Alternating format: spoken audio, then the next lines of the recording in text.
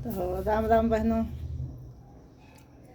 आज मैं आप लोगों के लिए 16 सोमवार व्रत का कुछ नियम, कुछ उसके पूजन सामग्री का और कब रखते हैं, कैसे रखते हैं, इसके बारे में मैं आप लोगों को बताना चाहती हूँ।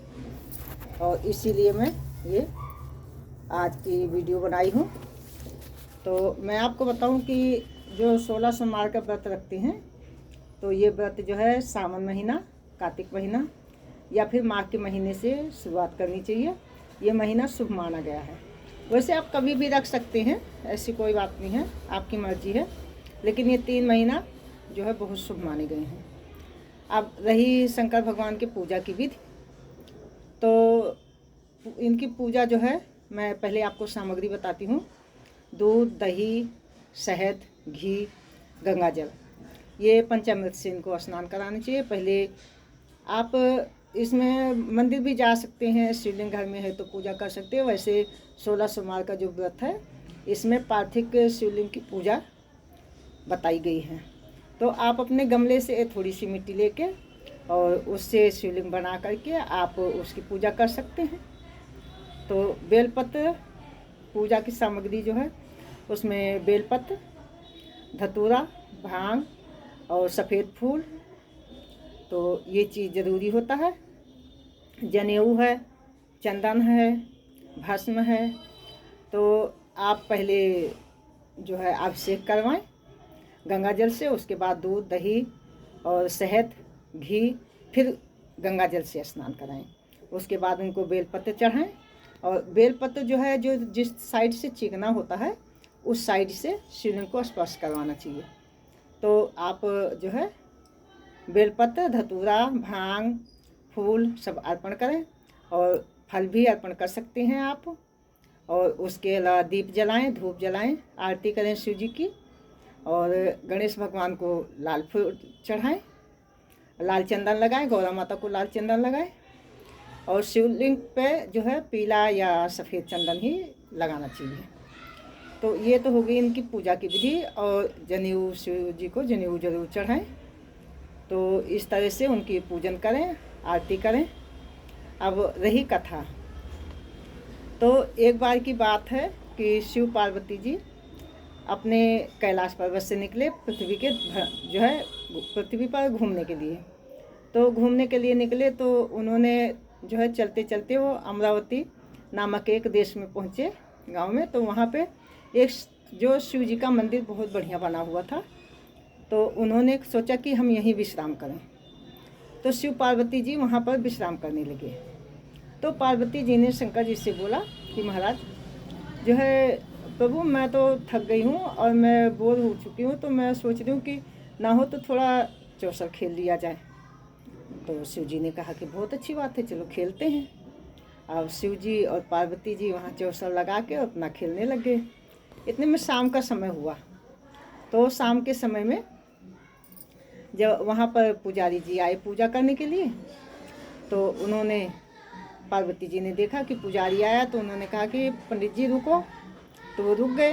तो बोले कि ये बताओ कि ये हमारी अंतिम बाजी है, ये कौन जीतेगा। तो पंडित जी ने कुछ सोचा न विचारा, उन्होंने कहा कि शिव जी जीतेंगे। तो पार्वती जी कुछ नहीं बोली। फिर बाजी ख़त्म हुई, पार्वती जी बाजी जीत गई, शिव जी हार गए। जब शिव जी हार गए तो पार्वती जी जो है गुस्सा आया। उन्होंने उसको, ब्राह्मण को बोला कि जाओ, मैं तुम्हें जो है श्राप देती हूँ कि तुम्हें अभी कोढ़ हो जाए और तुम इसी कष्ट से जो है अपने जीवन व्यतीत करो। अच्छा, गुस्से में बहुत शिव जी ने समझाया, लेकिन वो नहीं मानी। उनको जो है पार्वती जी ने उन्हें दे दिया श्राप। अब वो बेचारे जो है तुरंत उनको कोढ़ हो गया। शिव पार्वती जी वहाँ से चले गए। अब वो उसी जो है व्यवस्था में, अपने उसी अवस्था में बेचारे अपना दुख काटने लगे। फिर कुछ समय बाद वहाँ 2 अप्सराएं आकाश में भ्रमण कर रही थी। तो उन्होंने देखा कि यहाँ पे तो शिव जी का बहुत अच्छा मंदिर है। उन्होंने सोचा चलो देखते हैं, मंदिर में थोड़ी देर शिव जी को नमन करके आते हैं, नमस्कार करके आते हैं। तो वो दोनों आ गई नीचे। तो देखा पंडित जी बहुत दुखी थे। उन्होंने कहा महाराज आप कैसे दुखी हो।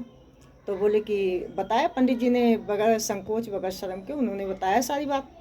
तो बोली कि ठीक है, मैं आपको बताती हूँ, आप 16 सोमवार का व्रत कीजिए, आपके सारे कष्ट दूर हो जाएंगे। तो जो मैंने आपको विधि बताई उसी विधि अनुसार उन्होंने बताया उनको पूजा करने के लिए। तो बोली ठीक है। अब वो अपना पूजा जो है पंडित जी ने 16 सोमवार का व्रत करना शुरू कर दिया। तो जब 17वां सोमवार आया तो पंडित जी ठीक हो गए। जब ठीक हो गए फिर अपना खुशी खुशी रहने लग गए, शिव जी का पूजा करने लग गए। कुछ दिन पश्चात पार्वती शिव फिर वहाँ से निकले। तो जब उन्होंने देखा तो बोले पंडित ठीक कैसे हो गया। तो पार्वती जी आई और आकर के कहने लगी, बोली पंडित तुम कैसे ठीक हुए। तो उन्होंने बताया कि हमने 16 सोमवार का व्रत रखा है, तो शिव जी की कृपा से हम ठीक हो गए। तो उन्होंने कहा कि ठीक है, मैं भी 16 सोमवार का व्रत रखूँगी और जो है शिव जी से प्रार्थना करूँगी कि मेरा पुत्र कार्तिकेय जो मुझसे रुष्ट होकर चला गया था वो हमारे पास वापस आ जाए। तो पार्वती जी ने 16 सोमवार का व्रत करना शुरू किया और जब 17 सोमवार उनका आया तो उनका पुत्र कार्तिकेय उनके पास आ गए। तो जो है पार्वती जी को बहुत खुशी हुई। तो उन्होंने कहा, वरदान दिया कि आज से जो भी 16 सोमवार का व्रत रखेगा तो उसकी सारी मनोकामना शिव पार्वती मिलकर पूरी करेंगे। बोलिए शंकर भगवान की जय। और इस व्रत में एक चीज़ मैं आपको बताना भूल गई थी शायद, कि आधा सेर आटा भून करके और उसमें गुड़ भूरा या कुछ भी मीठा मिला करके आप उसमें मेवा वगैरह भी डाल सकते हैं और उसके 3 लड्डू बनाएं।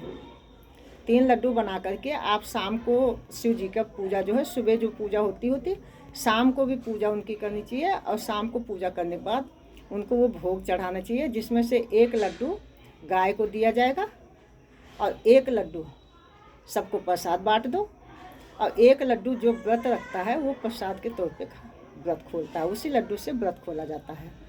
तो जो है जिस दिन व्रत रखें ओम नमः शिवाय का जाप करें। और सब बहनों को मेरा राम राम और बोलिए ओम नमः शिवाय, ओम नमः शिवाय। बोलिए शंकर भगवान की जय।